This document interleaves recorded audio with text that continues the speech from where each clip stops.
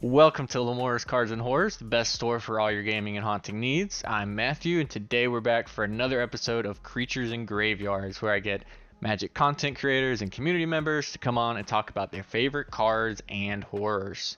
Today I have Eric on with me. Would you like to introduce yourself? Hi, everybody. My name's Eric Taylor, fellow Corvold Stan, lover of all things delicious like bacon and cookies. But no, I'm just really humbled to be on a show today. I'm really excited to go over our topics. Thank you for coming on. Yeah, we had done this before. Unfortunately, this was going to be the first Cards and Horrors, and then our Creatures in Graveyards ended up. Now it's one of the later ones, but yeah, not a problem. We're back to do it again. We're gonna cover a different movie this time. Maybe we'll go back if people want to hear about Silver Bullet. We may touch on that one again if you're willing. But Oh, 100%. today for this episode, would you like to go over cards first or horrors? Let's go over horrors. Okay. And which movie did you pick? So I chose Jaws, and if nobody knows what Jaws is, they've probably never gotten to a bathtub or a swimming pool before Hmm. and had that unwavering feeling that you are in the water with a shark. Yeah. Jaws came out in 1975, I believe.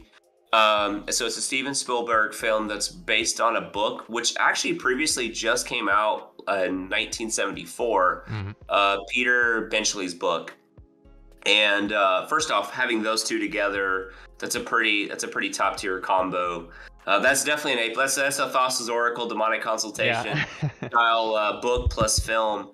Um, Absolutely phenomenal film for me. I'll kind of dive into, for me, just the first time I saw Jaws, and then just the evolution process of like what that movie's kind of meant to me, and probably one of the most impactful films of all time on how it affected an entire ecosystem. Oh yeah, for sure. So yeah, so we've talked before, probably way too young, supposed to be watching these movies. And first and foremost, a lot of people don't realize that Jaws currently, it falls into the horror genre. Mhm. It is considered a horror film. And, we don't like, now it's kind of like monster movies. Like people Yeah. kind of factor those into like monster movies. Like a really big time frame was probably when like Anaconda came out. And Mhm. then it was just like every copycat known to man came out. And then there was Deep Blue Sea, then Sharknado literally spun out of Yeah. nowhere, and but Jaws was kind of that groundbreaking film that just really was enriched with just film, just lore, some really cool facts that people didn't know about wartime, and just I mean, I don't even really know where to start, but I'll tell Mhm. you, I was probably 4 years old when I saw Jaws, like probably about 4, 5-ish, and I loved it so much, but it gave me like this unrealistic fear of the water. Yeah. Yeah, I think it did But that for a lot of people because of how it has a sort of like now we can look at it and it's in some aspects it can seem kind of dated, or what we think of as horror it can be kind of removed from that, but its ability to like drive suspense and this fear of the unknown with water that people sort of naturally have, or most people sort of, it drives on that, and it just builds fear in people in a way that I don't think is surprising at all, that so many people watch Jaws and end up scared of the ocean. oh yeah, so I'll give you just a quick backstory. So my dad, when he was in college, they went on like some kind of summer trip to Florida, and I live in Tennessee, so us good old country folk here, Hmm. it's a big deal to go to the ocean back then. But for him, he was in college, so this was literally right when Jaws came out. So they go down there. He buys like a 99 cent like blow up raft, and him and his buddy, they're still good friends this day. And this is what's great because they both tell the story. They get on these rafts and they fall asleep in the ocean. Well, they Oh wake god. up and the water where they're at is very dark, virtually pitch black almost. Hmm. It's eerily calm, and the only thing they see is like a big tanker ship in the distance. The people on the beach were like this big, if at all. So the first thing that went through their mind was Jaws. It didn't matter what part of the ocean they were in. They just thought of just this giant great white shark that was going to eat them. And it like frightened them so much that they were paralyzed by fear just swimming back, like just paddling, through, because you're in the unknown. And that's kind of the beauty of Jaws, because seeing something that might be like illusionary or just something that may not supposed to be there. Now, granted, we have great white sharks all over the planet, but a shark of something close to that size, there's only been like maybe, I don't know of any truly documented great whites that are supposedly as big as Jaws, but they just discovered one, deep blue, not too long ago. This big, the largest great white female ever recorded, just dwarfed everything. But just that fear and that suspense. And my dad said literally he could hear the music. And if you've ever seen Jaws, you know the music or you know the tune. I'm not going to attempt to do it because I'm going to butcher it. But it's that same fear of just getting into a swimming pool when you let your mind just kind of relax just for a little bit, or you're in the ocean and you're swimming knee deep. And I'm not even getting the statistics of shark attacks. I'm just talking about like just the going underwater and just not being able to see all the way around you. We're just kind of helpless in the water by and large. And Jaws did a really great job of the fear aspect. But I want to touch on some aspects about Jaws that a lot of people that are in the know or people that are very well versed in film, I'm not trying to say I'm one of those, but Jaws meant so much more to me than just scariness. As I got older, my thinking evolved, and I really looked at what the shark, Jaws, represented for all the characters within the film. And we're just going to tackle Jaws 1, but we'll talk, anywhere from Chief Brody to Matt Hooper to Quint to the mayor, even Chief Brody's wife. That shark represented something for everybody, and it was pretty fascinating. It was almost like their struggle in their own life and where they fit in society at that time. Yeah, for sure. Yeah, it's and one element of it, because it's like when horror is brought up and the fear of the unknown is mentioned, a lot of times it's been referenced to something like Alien, where or something where we don't as an audience know what is actually there in terms of like what it is. And I think one thing Jaws uniquely does is like we know what a shark, we literally know what it is down there from the first moment you watch the movie. But it's like, it's more the idea of the fear of what like you mentioned, what we can't see or what might be there. Because it's like what most people's inherent fear of the dark is. It's like, it's not that there's going to be an actual monster in your closet. It's that I don't know what's in my closet or what's out there. And something could be there. There could be somebody in that alleyway or something like that sort of like, I don't know if mundane is the word, but like the film is grounded. There isn't a mystery involved, but it's still that I don't know if it's right here, but it could be. Oh yeah, and just not knowing what the shark is capable of, and one thing it did, it put because the film was created not to the intent of what happened. The film was created just to be this fantastic, flick and great cast of characters.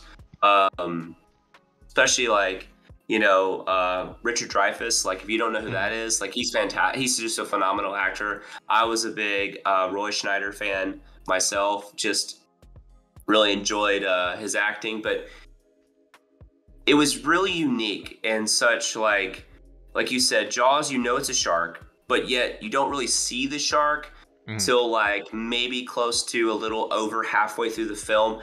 And it's really actually more of a storytelling. And we touched on this when we talked about Silver Bullet, and especially horror films around that genre, the 80s. They did a really good job telling a story and get you involved with the characters. You're just wanting to know more about what happened to Chief Brody? Why does he have a fear of water? What's, what experiences Matt Hooper talked? And then the classic scene where they're all, you got the boat captain, Quint, you got the chief, you got the scientist. They're all on the boat at nighttime and they're telling their stories. of like these really wild incidents in their life. And then he tells Quint, the boat captain, tells about the story of when they were basically, he was in the military. They were the Indianapolis, when the Indianapolis went down, and then they were all floating in the ocean, and the sharks started like pulling them one by one out of their groups, and while they were floating after in the war, and they were eating them. That's crazy. Like that happened. Like that's a real story. Like that is scientifically, that's considered the greatest shark attack in the history of man. You know, so that is brutally scary, because that is something where they did a great job putting a realistic aspect to an otherwise non-real movie. And you know, obviously the over-exaggeration of the size of the shark.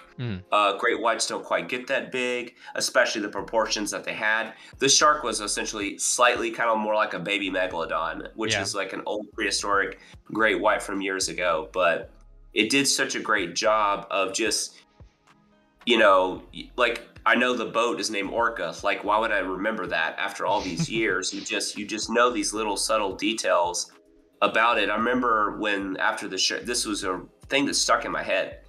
So there was a book that the chief was looking up shark attacks in, and just information about sharks, because probably about 19, and you know, when the film was taking place, and not just that, but what the time period the film was trying to, you know, present, there wasn't a lot of information on sharks. They were still extremely mysterious. We didn't know a lot about their behavior patterns. You know, at that time, we just thought they just ate and they just attack people and that's it. And that just wasn't the case. They're just such intelligent creatures. And there's just so many layers to sharks. But there's a book, and he's going through the book, and it's showing like these just wild pictures. And that book was real. I remember being able to find that book in my library when I was a kid, and being able to like, oh my gosh, this was the exact page in Jaws. And it was just, I don't know, the film really drew you in. It drew you in. I loved sharks growing up. I loved sharks, big like reptiles, like crocodiles, alligators, big constrictor snakes. I love dinosaurs. So it's probably where like my ethos for that type of movie really, really just, I enjoyed it from top to bottom, from the storytelling, the characters, the actual, you know, at the time, the action scenes, and then just the ability to affect, you know. And as I got older, I watched a documentary on Jaws. I think it was like Shark Week. And they were talking about like how it affected everything, how sharks were now being hunted because people like thought, oh, this is a movie, this is real, you know, versus like, oh, this was fiction, you know. You know, the great whites aren't out there just gobbling people up. You know, there are shark attacks, but they're way less than you think. Yeah, it is a lot. Well, I think part of it is a testament to how well it does portray everything, as like you said, there's a lot of everything around the movie, and a lot of things it mentions and references are real events, real books, real statistics of what we knew at the time. And it helps to ground this, like you said, this is essentially a dinosaur attacking these people, because it's massive and just way more ravenous than any sea creature we really know of. But everything around it grounds it, and it did create this sort of false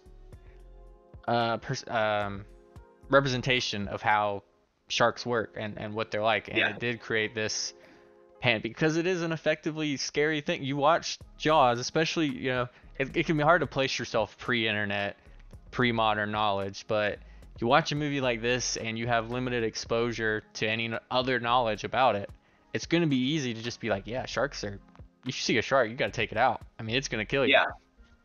But it's like, it's uniquely, I think it's interesting because this is probably, like you had kind of touched on, maybe one of the most influential movies of all time in both that regard, and changing like the way the human species perceives an entire type of animal. And but also this was kind of the origin of the idea of like a tentpole movie or a summer blockbuster. It kind of started with Jaws, and then we see later ones come out, like Spielberg does a lot more, and now that's kind of like most of the movie industry is these massive films. And Jaws led the way in a lot of regards. Absolutely. And, you know, like you were saying, it changed so much for everybody at the time. And while it obviously did harm to the species of sharks, it also probably gauged the interest of conservation of sharks. So now, and what's crazy is today we know so much more about sharks. They're just now discovering where baby great whites are born. It's been so difficult to track where like the breeding grounds for great whites, which by no means am I a biologist. It's always weird to hear like baby sharks being called pups, and I'm just like, and I'm just like, okay, I get it. Like fox babies are kittens, bears are cubs, but pups for baby sharks, it's just like, it seems a little weird. It is, but we're starting to find more and more about them, and there's the enthusiastic behind of the conservation of sharks. But Jaws really touches on a pretty much elemental primal fear. And that's not to say that sharks are not dangerous. Any animal that's being encroached upon or you're in its habitat is going to be dangerous, right? Like they're going to fight or flight essentially. And a shark literally happens to be the perfect killing machine. If you look at, the traditional body of like, you say your top style, which is called like a mako shark, but not like the mako itself, just more of the species where there's like makos, great whites, and those type of sharks in between. There's like thresher sharks, and then there's another type of shark. It's called like a salmon shark, which looks just like a baby great white. They live in Alaska, which is crazy. Wow. They're really cool looking. They're like these like little like mini tank great whites, and they look ferocious, and they mostly feed on salmon. But they all kind of fall in that category, and they have been virtually unchanged for millions of years, And then if you take that and then crocodiles and snakes, these animals have survived. So think about some, early ancestor that lived on an island or on the coast, and they go to like, go out to harvest some fish, and they see this for the first time ever. It probably spun like wild, fantastic tales, in ancient times. And then obviously, I'm sure if you're really in depth in like Viking lore, and you could go on infinitely about the ocean and the sea creatures, and then everything that's affected. But imagine seeing a great white shark for the first time, just like eating a whale or a seal or something of that nature. It'd blow your gourd. You'd be like, what is going on? It's definitely not hard to see where tales of like sea monsters came about when essentially they exist. That's just what they are, kind of. Yeah. Well, if you think about too, like, and not going to dispute anything scientific, but I would assume that the way the evolutionary process, because I was someone interested in paleontology years ago, and so I really studied this probably for way too much of my life. I should have just pursued a doctorate in paleontology and then not played Magic. Yeah. But some of these creatures, while the dinosaurs died off and everything, a lot of these sea creatures were able to survive and evolve and change over time as the age of mammals came on, and just where the history of mammals came from the ocean and how a lot of them came and they were able to evolve and everything. But if you look at a traditional, like, let's say, sea monster, there is probably some scientific representative of that from the ocean in actual fossil record. Yeah. And that's what's fantastic. And Jaws is that. Jaws really is just kind of like slight size up great white, or downsize megalodon. But that's not to say, like, if you go back and you look at all the old black and white pictures from years and years ago, some of the great whites that were being harvested or caught out of the ocean, they were massive, like just averagely massive great whites. So yeah, it's not hard to like imagine seeing something like that and then being able to create this story around it. And I would be remiss to not even talk about really where Jaws comes from. Like, so there was an incident, I believe it's 1912, give or take, correct me if I'm wrong, but it's called the 12 Days of Terror. So the 12 Days of Terror, that's when the United States was stricken by polio. So we were in World War I, I believe, at the time. I am not a history major, by the way. So if I'm a date or so off, just give me grace, people. Well, I promise I'll be more expertise in Magic the Gathering. I can tell you more so your percentage of drawing a card that's not a land if you crack a fetch in a 99. Yeah. More so that can give you a date. But the 12 Days of Terror is actually where these people were getting attacked by sharks in the New Jersey area. So this actually has happened. So it starts with Martha's Vineyard in that area that's out there. And if you just YouTube Martha's Vineyard, great whites get like caught in this like, brackish water all the time from Martha's Vineyard. And you're just like in this vineyard and there's a great white and like water that's crystal clear just swimming through.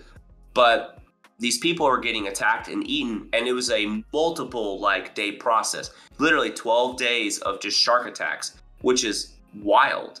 That something like that very seldom happens. But there were so many things that were going on in the world at the time. People started really venturing into the ocean because people were looking for a relief from all the stress in the world, especially we're in war times. People would either go to the movies or they would go swim because going to swimming is free at the ocean. Yeah. So you have this heat, so it's hot that summer. You've got this elemental, environment shift. All these people come into the water, and then these shark attacks started happening. The crazy part about the shark attacks is that they weren't really discussed in Jaws, but several of them were in freshwater. Mm-hmm. So there's the rub, and then they ended up, the culprit was considered to be like a bull shark. If you know anything about bull sharks, they live in freshwater as well. They are considered the most aggressive of all sharks. They have an extremely high testosterone rate, one of the top in the world of all animals, which is wild. But they were considered to be the culprit, though they did find and catch great whites in the brackish freshwater selection with human remains in it. So this type of thing did happen. So obviously it wasn't some giant, massive 25-foot great white doing this. Yeah. But these were sharks that were just, kind of moving all the way through. And again, what did this do? This completely changes the narrative of sharks living only in salt water. Mm-hmm.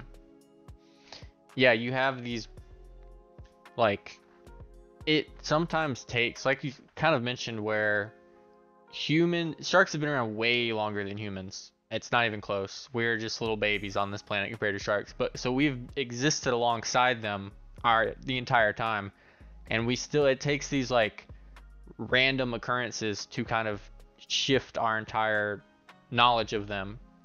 That just happened like every couple hundred years. Like we'll still be discovering new things about them, even though we've been trying to figure out everything about them forever. It seems like there's still going to be these random things that show up. Oh, okay, what we know about sharks is completely wrong.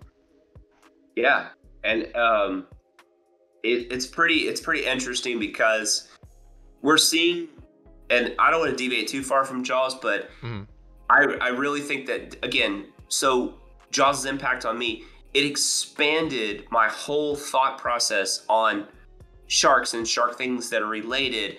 And then all these fascinating stories and, these mysteries and everything. And it just shows what film can do for you. And then I know it's about Jaws, and we didn't even touch on the characters and how amazing the characters are well written and their struggles. But it just shows what a great film can do. I can imagine, for me, I was already a little bit older when Jurassic Park came out. I can imagine being the age that I was when I watched Jaws, watching Jurassic Park, and just the expansion of dinosaurs. Yeah. And the thought of like, oh man, I love dinosaurs. Though I was already old enough to know, okay, that's not actually the right size of that dinosaur. This dinosaur really didn't do this. This is more Hollywood. But it didn't take away the fact that for me, like Jurassic Park, one of the greatest films of all time, just for its impact alone. But to go touch back on Jaws, you've got these characters that are like, we'll take the chief, for example. He's this police officer. He's the chief of this very, very small, like basically, what's the right word I'm looking for? Like almost like lighthouse city that's like right on the coast, They're like very reliant on their tourist economy. Exactly. And it's just this little sleepy town. Everything's super easy. They don't talk about, there's no hardly their crime is like somebody's like in the wrong parking spot, you know? Yeah. It's very Mayberry-ish. It's very you know, like, Andy Griffith Show kind of Mhm. style stuff. And it's this very quiet little town.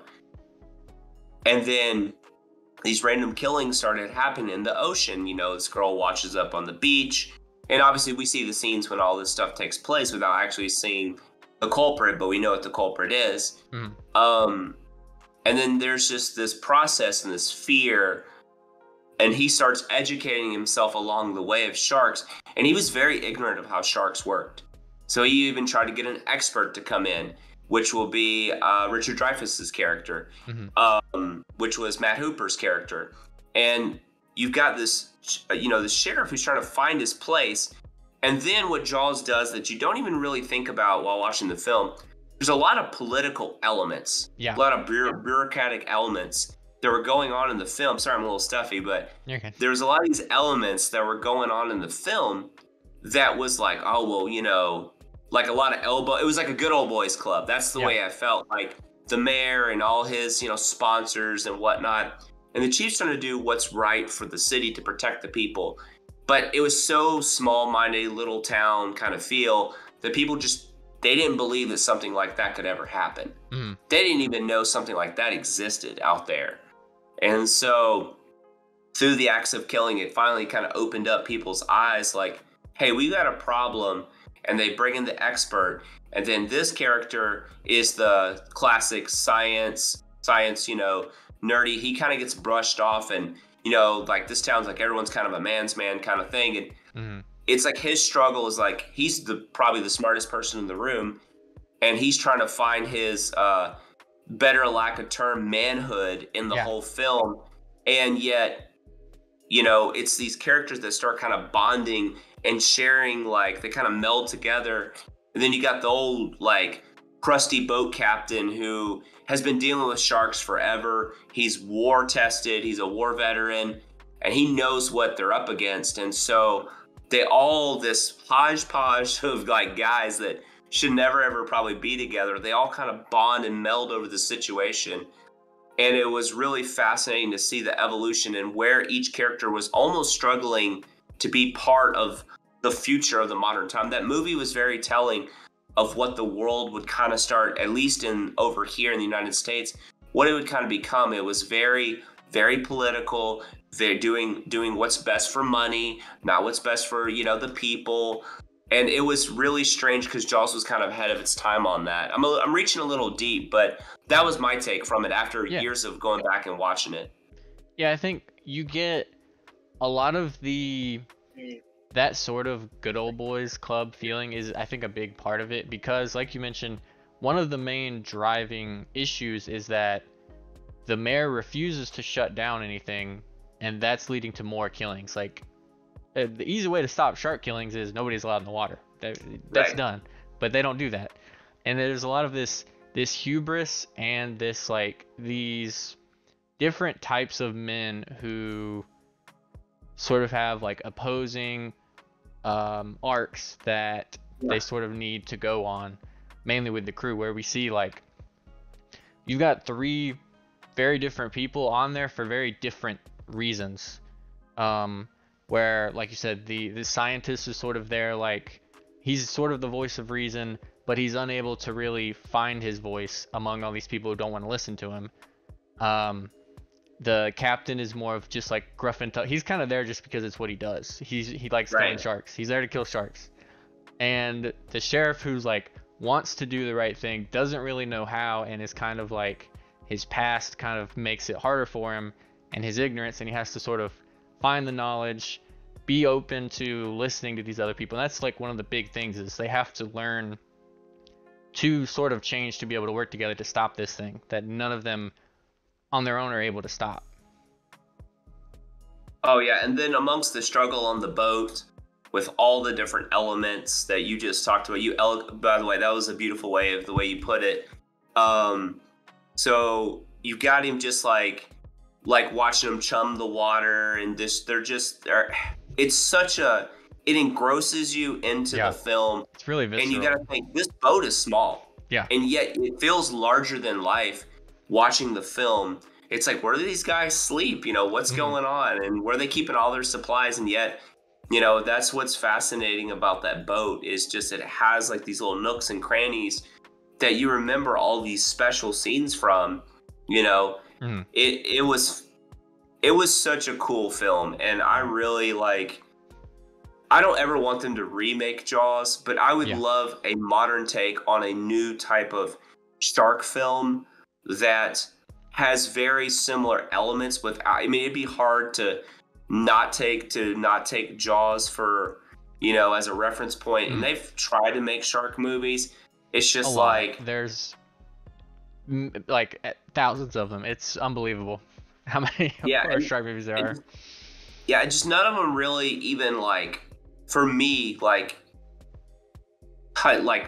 you know, none of them's like really any good. Like, yeah, I think because they make them almost like superhero films. Yeah, if that makes any sense. Like the sharks are like swimming at like 200 miles an hour, and then they're like just crashing into buildings and all this other crazy stuff. They're very clearly like. Even though, well, I mean, it's obviously like there's sort of like a cycle of influence where like Jaws inspired something that inspired more of these, but it's all very direct. Like we all know it ties back to Jaws extremely directly, because none of them have ever really been able to be the next Jaws, like be that size. And I think they miss, like, Jaws was a big Hollywood production, but it doesn't ever feel like a big Hollywood production. It's a very like homely sort of feeling movie, like you talked about on the boat, where everything feels very real. They're doing very mundane work. There's lots of nothing that happens in Jaws, where it's just these characters talking, where we get a better idea on their perspective of what's happening and what they think we should do, and how they butt heads with each other over it. And it isn't really about the shark most of the movie. No. And most modern or just Jaws inspired shark movies are like, okay, what if a shark was a space shuttle also? And it's just like so over the top and ridiculous, and it completely misses most of what made Jaws. Yeah, and then it's like all these kind of like creature films that came out, whether it's like, I don't know if you remember the film from, oh gosh, I can't remember what year it came out. It was old. It's called Alligator. Do you remember that? Yeah. Okay, so like I loved Alligator because it kind of did something again that like, it was kind of that first thing, but like most people are probably going to remember Lake Placid. Mm. You know, and I think if we ever go to these style of movies where we're trying to tell a story, if we get back to telling a story and, you know, have it built in some like rooted in truth. Yeah. I just read an article the other day and watched an entire video on it. So I'll tell you after this. I ended up watching like too many things about like park rangers in Yellowstone, like seeing creatures that reminded them of werewolves after our conversation. And yeah. I'm like gobbling. I'm just grinding through YouTube stuff, like while I'm like at home, like cleaning up for the night or something, or while my fiance is getting ready for bed. But there was I can't remember what war it was, but basically they were in the mangroves. I think it was like a bunch of like Japanese soldiers that were in the mangroves, and they were just getting eaten by crocodiles at night. And it was just like this massive killing of where these crocodiles were just eating all these soldiers. And I was like, is that real? And I started researching. I was like, yeah, that happened. That is crazy. You know, if you have had a film like that, and you don't even have to be A-list actors, but I'm talking about people who like make you care. Yeah. You know, I don't want to see Chris Hemsworth in this, right? Like, you know, really weird, especially if he plays a Japanese soldier. But yeah, for sure. I mean, it is Hollywood; they could do whatever they want. But they will. What I would like to see just more storytelling, and then they have the elements of this, you know, where it's more realistic, and just get to that kind of that nitty gritty like realism that I just think that movies miss. Especially, that's why I'm excited for like the new Predator film. Yeah, Prey. Because it's Prey. Like I was like, finally, this is gonna take it back to like the element of what a predator is. Like it doesn't get much more like, unless we went to truly like Paleozoic times with the Paleo Native Americans versus like now this, I think it's the Comanches Yeah, I believe that so. the film's like basing it on. But that film looks, just from the realism of it and just the earthiness of it, I was like, okay, I can give this Predator film a shot because they Yeah. have been pretty rough lately. Oh yeah. So I think you can definitely look at something like Jaws, and like Hollywood doesn't try too much. You could, well, I guess The Meg would be an example of like a recent big movie that is it traces lineage back to Jaws. And I think the comparison there just shows a lot of like what Hollywood values and how large films are different today than what we used to do, where it can be a little cliche to kind of say, but like artistry maybe isn't as big of a thing, at least for the people producing and financing. I'm 100% sure that people working on the Meg absolutely cared about what they were making, oh, but the absolutely. people paying them probably not as much. And you don't get to see as many, like I've mentioned, this was a sort of like a blockbuster. It's kind of the first blockbuster, but it was very clearly a movie well crafted and crafted with a lot of care for what they were making. And we don't get that as often in larger movies, where it definitely seems like a board of directors get to call a lot of the shots that happen, and a lot of that's probably like directors and people who are working just don't have as much of a voice anymore. But yeah, you can definitely look at movies like that and like conceptually very similar kind of idea, but they're just so wildly different and they don't care about the same things really, and they don't focus on the same things. And I think we're a lot worse for it by not getting both. I think some people won't enjoy Jaws and will enjoy the Meg, but we don't really get Jaws. Yeah, and you touched on that very well, and I think it's too, and also too, what's sad is the Meg, that book, the book that the Meg's based on, it's a great book. Mm-hmm. It's a bestseller,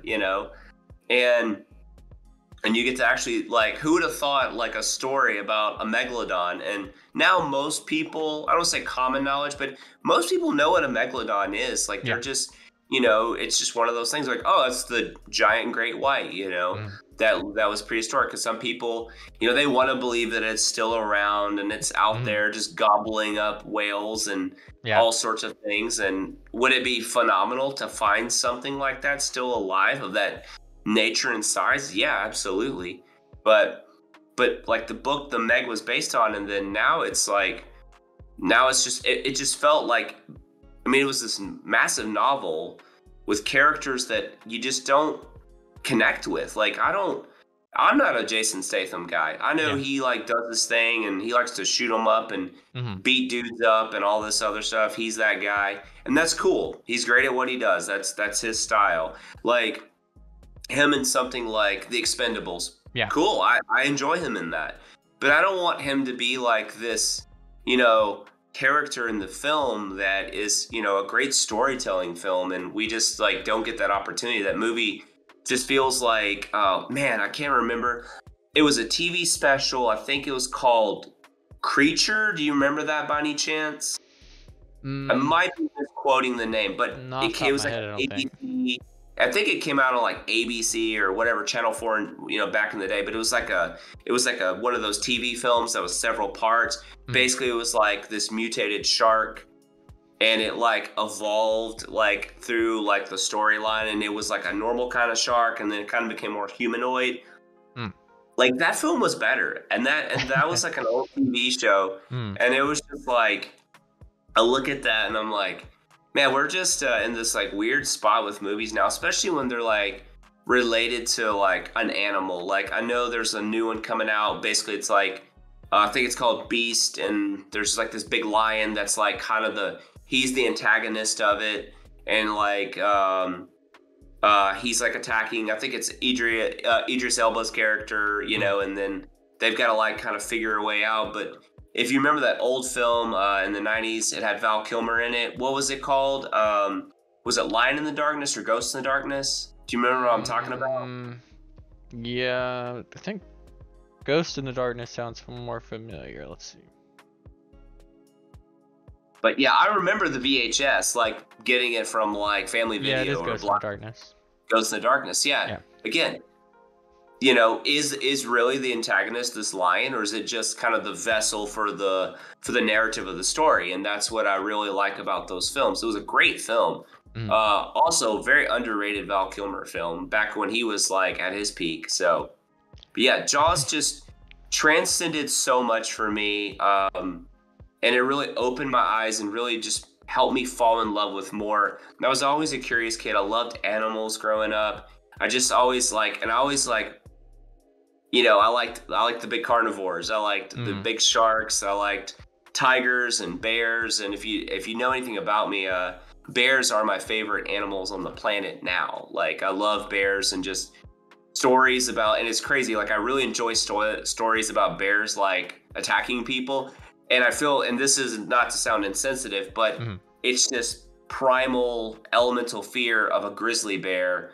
Or like a big Kodiak or a polar bear or even some black bears or bears all across the world. There's so many stories in Japan about bears that would like come out of hibernation, attack a whole village. That was true.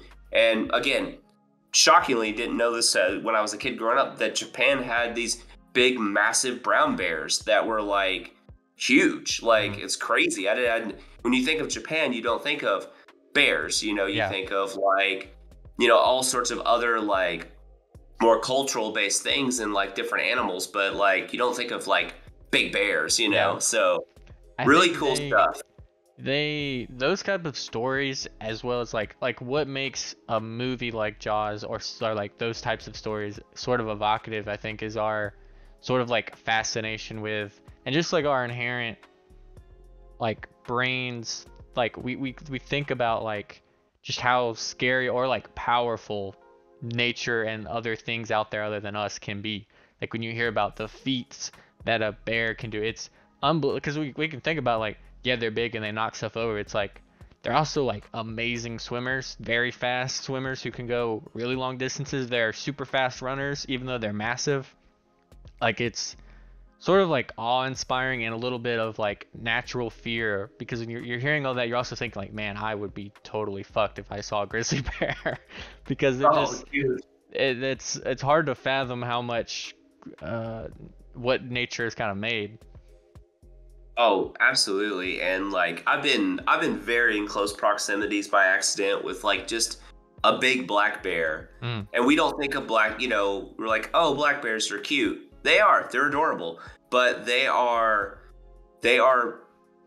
big predators. And we think of like grizzlies or polar bears, but so in Tennessee we have Gatlinburg, which is a really popular like place. And then recently in Gatlinburg, there's like this big male 600-pound black bear that is just dragging this 300-pound boar right across the road where people like get out to hike. Super highly trafficked area, and like snapped his spine, and he's just like ripping him apart. Like, and you're just like, I was just there 2 weeks ago going on a hiking trip, and it's like literally nature is very, while those animals have adapted to people, they're just doing their thing. Yeah, it doesn't change what happens in nature really.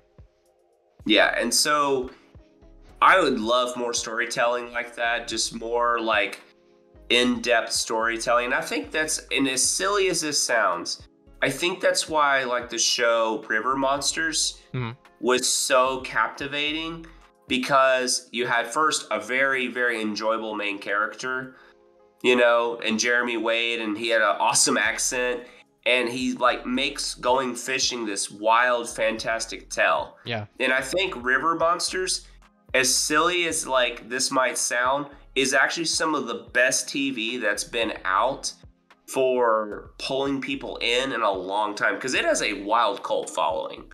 I mean, I loved it. Yeah. And I like to fish, and the thought of like, oh man, I would like to catch like one of these like crazy like giant fish that like spun all these stories. You made me think there about how I think a lot of the interest in something like that and these sorts of stories is also like how removed most people are from nature, and how we can sort of get the idea that these things are just sort of old or primitive, but that's how it still works.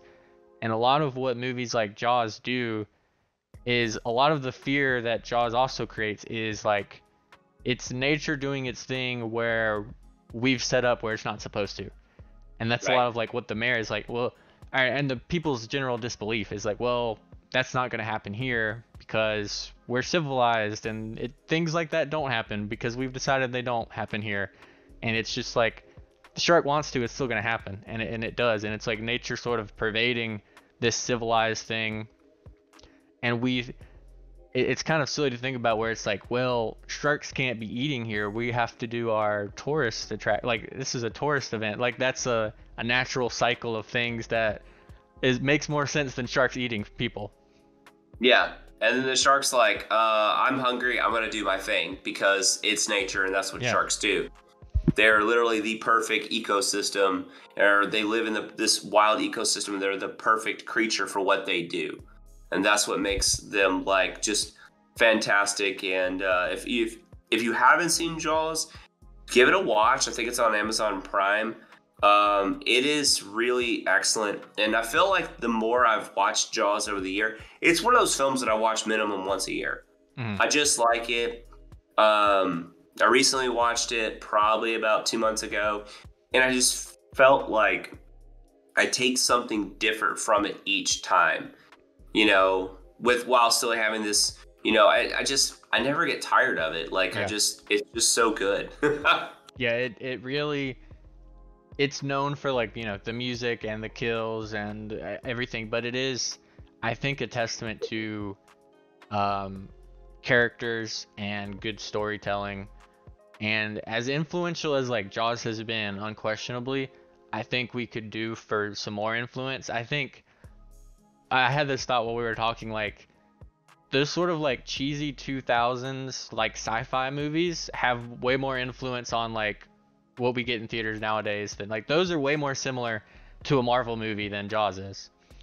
It's like just like shark attack in Peru with giant snake versus giant snakes, like those types of things have way more in common, I feel like, with a lot of what we get.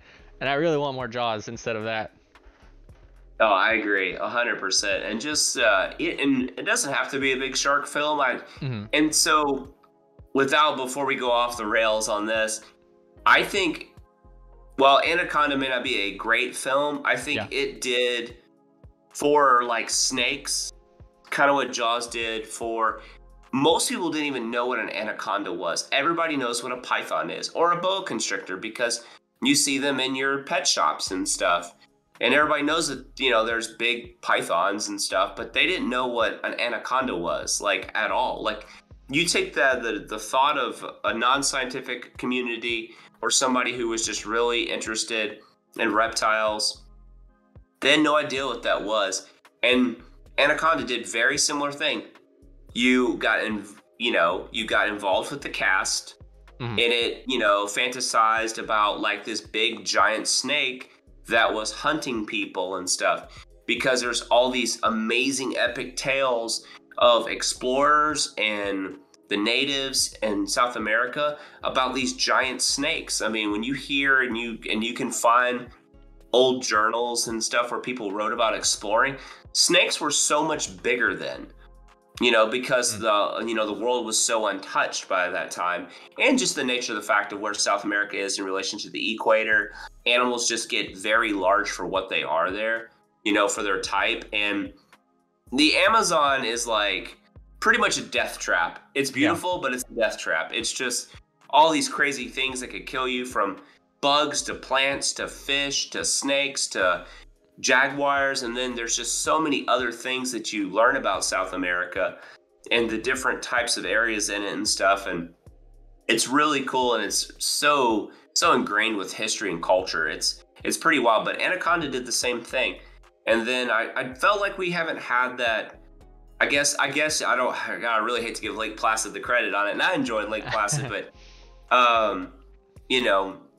that's why I liked Alligator. But some of these like other films that are more so just more like documentaries, like real documentaries, not necessarily like big budget films that are more so like discussing like the legend of I don't know if you ever heard of Gustav, the crocodile that's like allegedly killed over 300 people. It's like this massive like giant crocodile like that just nobody can catch it or kill it, and it's just like it's created its own legend. It's wild. Oh wow. But there's even a film about Gustav, but like I like that kind of stuff. I really do, because like I'll be honest with you, like in the Marvel films, it's like, like the new Spider-Man films, like, are they good? Sure. Are they enjoyable? They're more so like, yeah, I enjoyed this. But they don't like, I'm not like, man, this film is like really great. Like it's okay. It's good. It's not bad. It is what it is. You better be good for that budget. Yeah. Yeah. I'm probably gonna do, because this has come up in a lot of these episodes, I'm probably gonna end up doing some sort of video essay type thing talking about like mostly this idea where like movies now are either for like larger films, obviously we get good more underground stuff, but larger releases, they're so either like focused primarily on like fan service or just like working more as a like just a pure distraction and like an event than they are like, I think good storytelling is like the same sort of escapism that like something like a Marvel movie can be with, or just like a big over the top movie that's just like constantly bombarding you with stuff. But it's like one of them I think is way easier than the other, and they're not engaging in the same sort of way. Like they both kind of serve the same purpose, but they don't really do the same thing. And I think we get way more of one than we do the other. And I hate things like movies that just exist to be like, oh, remember this? I can't stand it. Like this Spider-Man one is a perfect example where it's like, oh, remember this guy from Spider-Man? Remember this other guy from the other Spider-Man? Oh, yeah, not a big fan of that kind of stuff. Yeah, and I felt like that, like if they would have just involved the previous Spider-Man just a little bit more, and I get it, it's like Tom Holland's the Spider-Man of this film, but if it was just Tom Holland versus these guys, nobody'd be like, okay, we'll go watch it. But it was because Tobey Maguire was back, and for most people, he was everybody's first Spider-Man. For me, it was the 1994 animated series, which was just God, so good. It. So good. The voice actor for the Peter Parker was just top tier. Mm-hmm. But like one of the biggest misses was like when spoiler alert, if you haven't seen the Spider-Man film, when like Tom's coming down with the Goblin glider to kill like Norman Osborn, and Toby jumps in to like stop it. Right there is like, please put input with great power comes great responsibility, and then play the original Spider-Man music, and they'll hit you in the feels. Mm-hmm. But they don't. They just like stare at each other very awkwardly and angrily, and then he puts the glider down, and then all the rest happens. And I will always say this in terms of like Marvel films, like I will say like I really thought Iron Man 1 was awesome. Mm-hmm. Like Iron Man 1 had nothing to do with being Iron Man. It was just a good film. Robert Downey Jr. is like literally born to be Tony Stark. Mm-hmm. But like Spider-Man 2 to me is still one of the greatest superhero films of all time that captured comic books, because it makes you feel you're invested. You're invested in the film. You're invested in his struggles. You're invested in everything. Like, I'm not going to be invested in the new Thor film because he's Thor. Like, he's a god. I'm more interested to see Christian Bale. Like let me see Christian Bale's character. That's who I'm interested in. Oh, 1 second. Set this to do not disturb.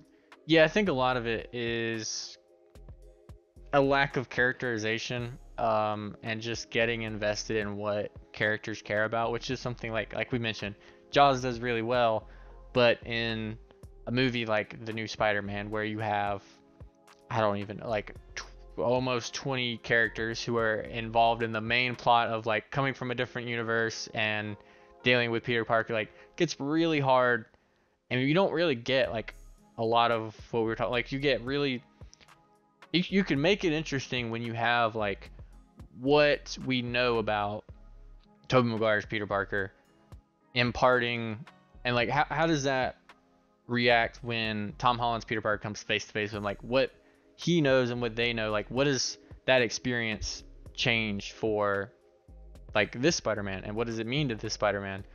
And instead it's a lot of just like them fighting the guys, but you don't get a lot of like character progression and arcs moving a lot, and it's sort of a lot of the movie falls flat. I think a lot of it is the movie's like 40 minutes too long, and it's them looking for colleges the first 30 minutes, and so a lot of it is, I think, a little time wasted and bloated. But like I think making it more, just making movies tighter in general and focusing on that, because people care about Spider-Man, give them like a good reason to, and you don't have to do as many like big crazy fight scenes, I think, and just you have, they had so much working for them, and I don't think they really followed up on with, there are so many like, you could just pull from a story somebody did in another movie, like they've already done it, and just see how like being told about that changes this Spider-Man. But yeah, it's very off topic, but I think it's something I'll probably cover a lot more, because like I think it has pervaded, if that's the right word to use, maybe a little harsh word, but horror movies. Like I think you have moments in Spider-Man that are just like they're pausing for applause when when old Spider-Man shows up, and the theaters, they're just like waiting for everybody to applaud the Spider-Man coming in. And you have like a very similar thing in like the new Scream movie, I feel like, where it's like the sort of like hyper focus on fan fiction or fan service, and like referencing old stuff, and just like not really paying off like what do these characters do now in this new, a decade later, what has changed with Nev Campbell's character in Scream 5? Like what does this new sort of zeitgeist, like what does she look like in it, and this new thing? Instead it's just like, oh my god, she's here, dramatic pause, applaud everybody. And like Halloween, I think, did a little bit of the same with the two recent Halloween movies. And so I think it is all really connected. It isn't just like I wish Marvel movies were better. It's like in the same way that Jaws set a bar for how other big movies would be in the coming like decade or two, like each Marvel movie that comes out does the same thing, because they're the big movies everyone's seeing. Jaws was massive, and you see other massive movies that came out after Jaws are very character driven. Like Star Wars is also, it's very big sci-fi epic, but it's also like everybody loves it because Luke Skywalker and Han Solo and Leia are all very believable, and you care about what they do. Oh yeah, absolutely. And to touch back up on Jaws real quick, if you get bored and you ever want to look up Jaws' success over the years, use the greatest resource on the planet, Wikipedia, and then just take a look at what Jaws, like how much money Jaws has grossed and what that's equated to today's time.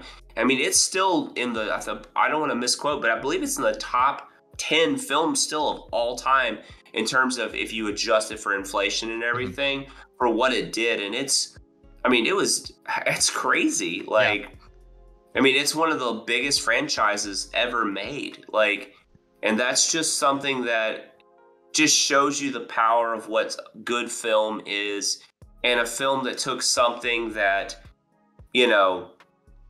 was a shark versus a character, like a human, and like built this like little like sleepy town, coastal town around it, and then it just kind of like spun your memory. I mean, it will always change how I view things, and not necessarily for the negative. It's it's not like, oh, I'm fearful of the water. It's almost like now when I get scared or I just think of like the water for a quick second, I laugh and I kind of go, okay, I'm fine. I'm in fresh water right now. It's okay.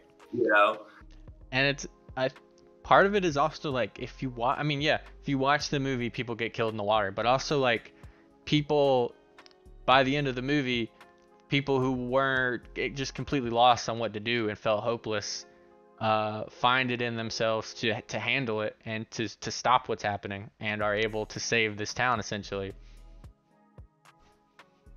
Yeah, Jaws is. I worried we wouldn't have anything to talk about Jaws, but it ended up not being the case.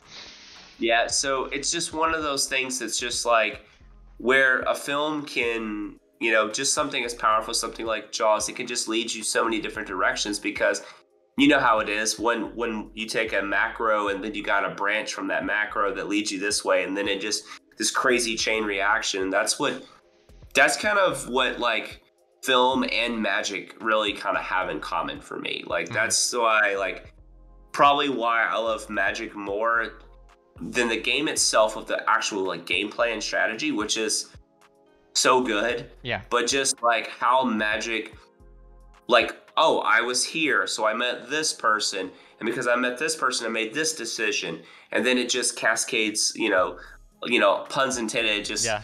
cascading into everything. So Yeah, it's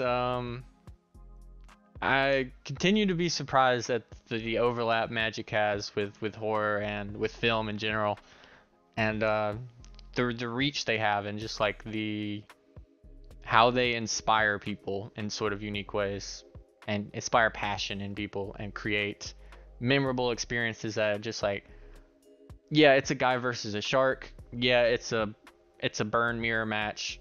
Nothing inherently exciting about either of those things, but they can be like things that stick with you forever. oh, trust me, I've played a lot of burn mirror matches over my time since about like 90 98 plus, but it's and I was, man, I'll tell you, I'll be like, playing burn made me the best magic player I could possibly ever be. More Mhm. so just like those type of decks because Yeah.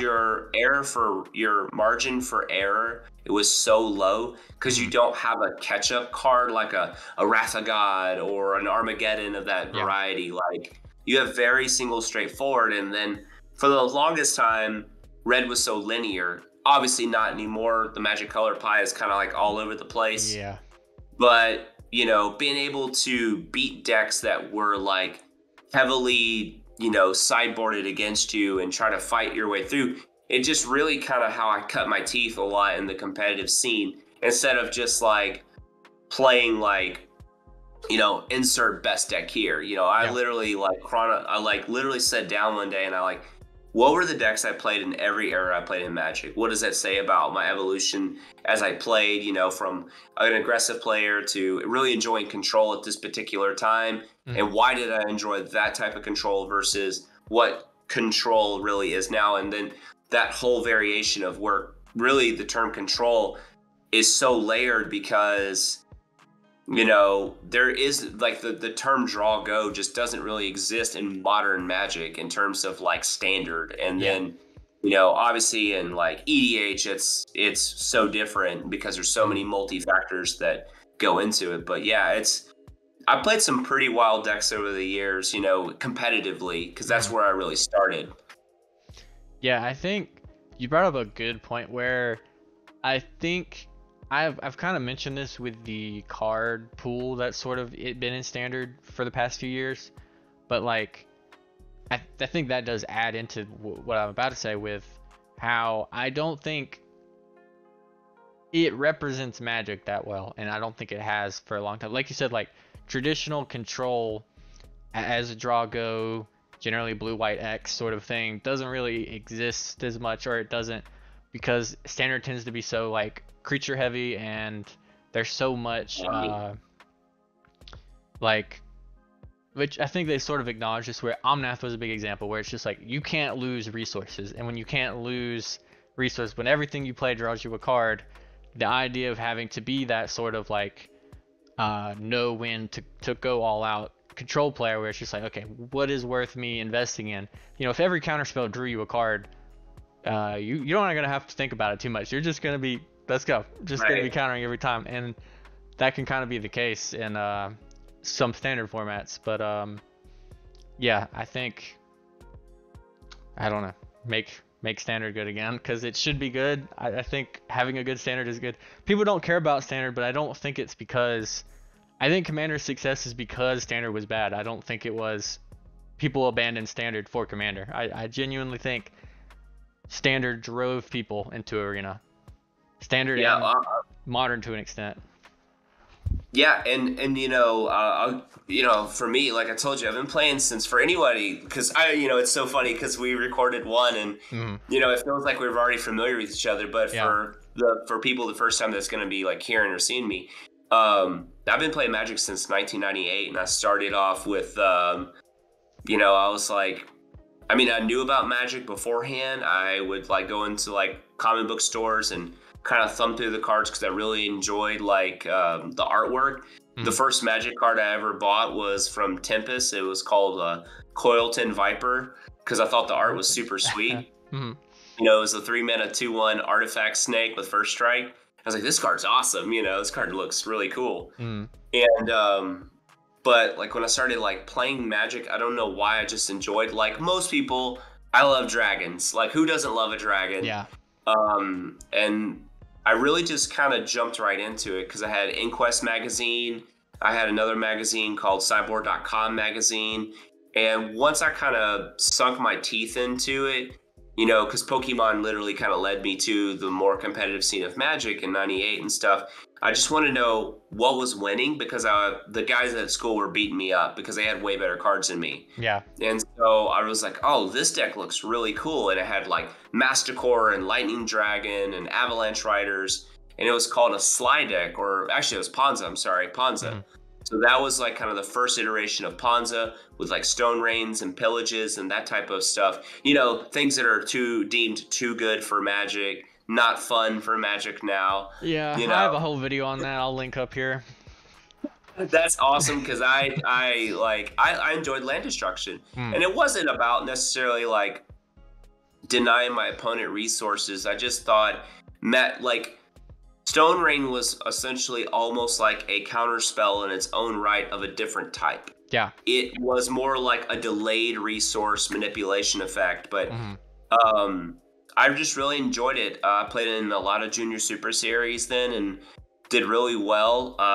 Lightning Dragon took me to a lot of tournament wins, and I was like, that was it, Dragons, man. And it just perpetuated from there. And, I always tried to enjoy competitive Magic, and that was different because I thought Standard was still in such a way, like while there was the best deck, Standard to me just never always had this overarching best deck. Like, yeah. Now granted, the tournament scenes are always going to have that because these are people who would grind things out, but I could still go to my local F&M with a coherent strategy, and as long as like I built my deck to play that, I still had a chance to win. Now it's like, it's twofold. Magic cards are just inherently all good, or they're just kind of inherently all bad. It's either like you have all these really great cards that do 1,000 different things, and then there's like very few cards in decks now that are just kind of like there. There's not like, shock. Like now shock has to have like 1 to 2 effects built into it for like it to be like playable. And I remember like having to like board shocks, back in I remember what Seal of Fire from Nemesis was like. Man, that card felt like a stacks piece like out there because people didn't want to play their Llanowar Elf into it. They wanted to make you like shoot something worse instead, or it was just such a good card. And Magic's just so different now, and and more so Standard Magic than anything. And whatever, I've never even touched the Alchemy format. I don't even play that. I actually don't even play Arena anymore, because I enjoy Commander too much, and I always keep up with Modern because I still have a Modern collection. But like, I'm not gonna like go out and buy a bunch of cards for Modern if they don't translate to Commander, essentially. Yeah, which I think they kind of do. I think you could talk about Modern design and how it is almost too ubiquitous with cards like Ragavan and Solitude and Endurance, and also a conversation about how your Modern collection was basically probably cycled out to an extent because Modern Horizons 2 was just so unbelievably impactful with just like every staple. Like you look at the top 10 staple list now, and it's like 8 or 9 Modern Horizons 2 cards, and it's that's something we could talk about for a while. But oh yeah, well, I'll tell you what, some of those cards are in the deck that we're about to because discuss. they are very, very powerful cards that are kind of like made to just be good everywhere. Like you mentioned, like either every card is good or bad. Modern Horizons 2, almost every single card is good, and they're good in, you know, 4-player, free for all, 1v1, super die hard, Yeah. legacy, everywhere. But Yeah. yeah, so let's talk about the deck you want to mention today. What deck is that? Today we're going to be discussing Corvold. As most, if anybody will ever, I'm not big on social media or anything, but I do have a Corvold deck that was luckily accepted to the deck database, which is, I would say, probably the best resource for cEDH, that term that everybody loves Yep. for more competitive EDH decks. It's more so a curated database to kind of give people a view of what the format looks like, and most of the decks on there are more generalized for, hey, this kind of covers your basis, and then you customize the decks based on your meta or your playstyle. But I'm playing a Corvold Fake Curse King deck.